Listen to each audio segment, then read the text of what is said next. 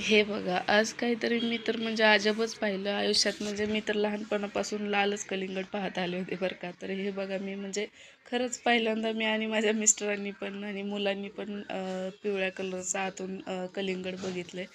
आणि म्हणजे टेस्ट तर आहे तशीच आहे. मी गुगलवर सर्चही केलं, पण म्हणतात की ते नॅचरल आहे त्याच्यामुळं.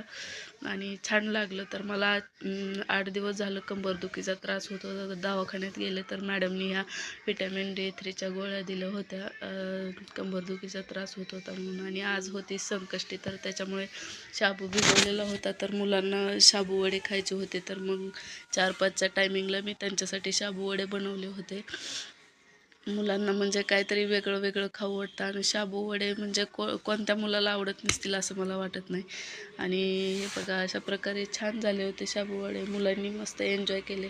आणि खरंच ना, म्हणजे कलिंगडचं तुम्हाला वेगळं काही वाटतंय का? कमेंट करून नक्की सांगा. तुम्ही पाहिले का अगोदर अशा प्रकारचं कलिंगड? तर हे बघा, आपले झाले शाबू वडे. आणि संध्याकाळी संकष्टी असल्यामुळे मग मी मशरूमची भाजी केली. आणि मग संध्याकाळी 9:45चा चंद्रोदय होता. त्याच्यामुळे जाता जाता माझ्या चॅनलला सबस्क्राईब करा.